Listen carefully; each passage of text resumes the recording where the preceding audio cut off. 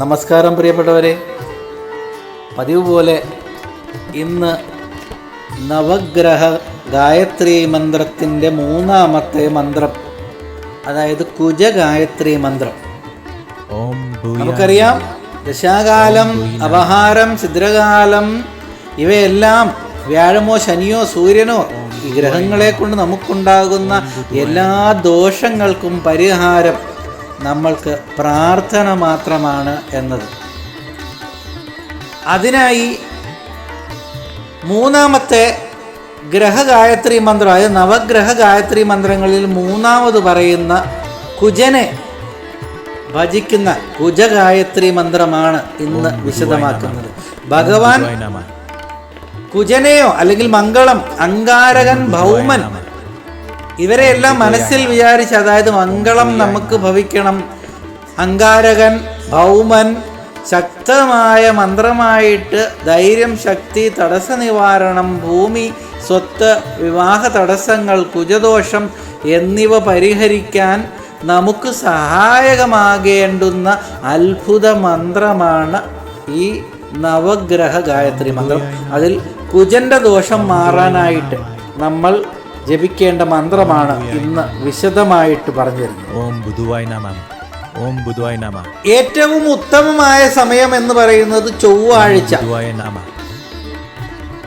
രാവിലെ സൂര്യോദയ സമയത്ത് വേണം ഈ മന്ത്രം ജപിക്കാനായിട്ട്. ചൊവ്വാഴ്ച വൈകുന്നേരമായാലും കുഴപ്പമില്ല. നവഗ്രഹ പൂജ സമയത്ത് മംഗളദോഷ പരിഹാര ജപമായി 40 ദിവസം തുടർച്ചയായി നമ്മൾ ഈ മന്ത്രം ജപിച്ചു കഴിഞ്ഞാൽ നമുക്ക് ഉണ്ടാകുന്ന ഗുണങ്ങൾ പറഞ്ഞറിയിക്കാൻ സാധിക്കാത്തതാണ്.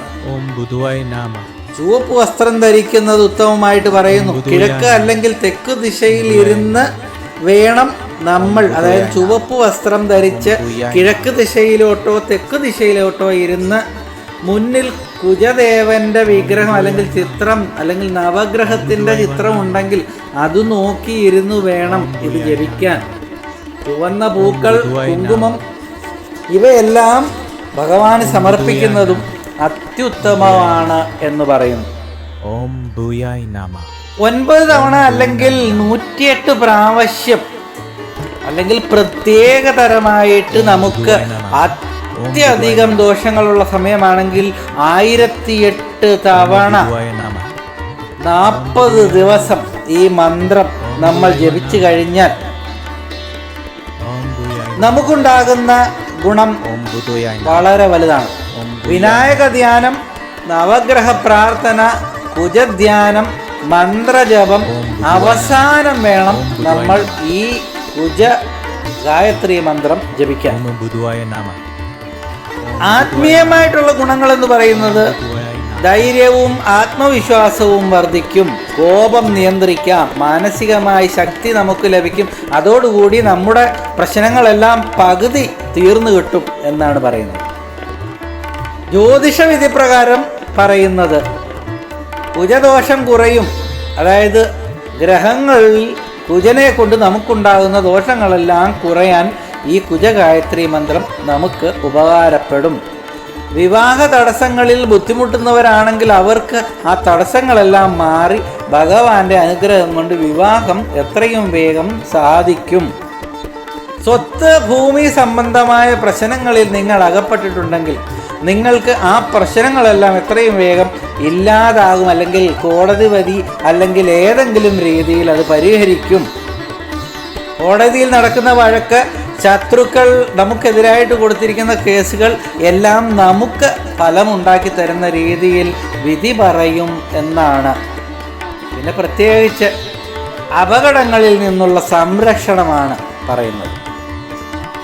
ആരോഗ്യകരമായ ഗുണങ്ങളെന്ന് പറഞ്ഞാൽ രക്തസംബന്ധമായ രോഗങ്ങളുള്ളവരാണ് നിങ്ങളെങ്കിൽ നിങ്ങൾക്ക് ആ രോഗങ്ങൾക്ക് വളരെയധികം ശമനമുണ്ടാകാൻ സാധിക്കും. ശാരീരിക ശക്തി വർദ്ധിക്കും. ശസ്ത്രക്രിയ, അപകടത്തിൽ നിങ്ങൾ നിരീക്ഷണത്തിലാണെങ്കിൽ അതിനെല്ലാം ആശ്വാസമുണ്ടാക്കുന്ന ഒരു അനുഭവം നമുക്ക് ഉണ്ടാകും എന്നാണ് ഈ കുജഗായത്രി മന്ത്രം ജപിച്ചു കഴിഞ്ഞാൽ ലഭിക്കുന്ന ഗുണം. ചൊവ്വാഴ്ച ദിവസങ്ങളിൽ നമ്മൾ കടലപ്പരിപ്പ്, ചുവന്ന വസ്ത്രം, വെള്ളരി ഇവയെല്ലാം ദാനം ചെയ്യുകയോ ഉപവാസം അനുഷ്ഠിക്കുകയോ ചെയ്യുന്നത്, അല്ലെങ്കിൽ ഹനുമാൻ ക്ഷേത്ര ദർശനം നടത്തുന്നത് അത്യുത്തമമായിട്ടും പറയുന്നുണ്ട്. ശുദ്ധമായ മനസ്സോടെ കൂടി വേണം നമ്മളിതെല്ലാം ജപിക്കാനും പറയാനും ചെയ്യാനും എന്നത് പ്രത്യേകം ശ്രദ്ധിക്കണം. ഇനി ആ കുജ ഗായത്രി മന്ത്രം ജപിക്കാം. അതിൻ്റെ അർത്ഥം വിശദമായിട്ട് പറയാം. അതുകൂടി എല്ലാവരും കൃത്യമായിട്ട് മനസ്സിലാക്കിയിരിക്കണം. ഓം അംഗാരകായ വിദ്മഹേ ശക്തിഹസ്തായ ധീമഹി തന്നോ ഭൗമ പ്രചോദയാത്. തന്നോ ഭൗമ പ്രചോദയാത്. ഓം എന്ന പരമതത്വം ഉൾക്കൊണ്ട് ശക്തിയായ ആയുധം ധരിച്ച ഭൂമിപുത്രനായ അങ്കാരകനെ നാം ധ്യാനിക്കുന്നു. അതായത് ഭൂമിദേവിയുടെ പുത്രനായ അങ്കാരകനെയാണ് നമ്മൾ കുജനായിട്ട് കരുതുന്നത്. ആ ഭൂമിദേവിയുടെ പുത്രനായ ദേവൻ ഞങ്ങളുടെ ബുദ്ധിയെയും ജീവിതത്തെയും ശരിയായ വഴിയിൽ പ്രചോദിപ്പിക്കാൻ അനുഗ്രഹിക്കട്ടെ. അതിനായി ഞങ്ങൾ പ്രാർത്ഥിക്കുന്നു ഭഗവാനെ എന്നാണ് പറയുന്നത്. ഓം അങ്കാരകായ, അതായത് മംഗളഗ്രഹദേവനായ അങ്കാരദേവൻ, ഭൂമിദേവിയുടെ പുത്രനായ മംഗളഗ്രഹദേവൻ, അവനെ നാം ധ്യാനിക്കുന്നു, അവനെ അറിയാനായിട്ട് നമ്മൾ ശ്രമിക്കുന്നു. വിദ്മഹേ ശക്തിഹസ്തായ, കയ്യിൽ ശക്തമായ ആയുധം, അതായത് ശക്തിയുള്ള ഏതോ ഒരായുധം ധരിച്ചിരിക്കുന്ന, കയ്യിൽ പിടിച്ചിരിക്കുന്ന ഭൂമിയുടെ പുത്രനായ അങ്കാരകനായ മംഗളഗ്രഹദേവനെ, അവൻ ഞങ്ങളെ ഭൂമിയുടെ പുത്രനായ ഭൗമൻ, അതായത് കുജൻ എന്ന് പറയുന്ന രൂപമാണ് ഈ മുകളിൽ പറയുന്ന എല്ലാ കാര്യങ്ങൾക്കും ആധാരമായിട്ടുള്ളത്. ഭൂമിയുടെ പുത്രനായ ഭൗമനെയാണ് കുജൻ എന്ന് വിളിക്കുന്നത്.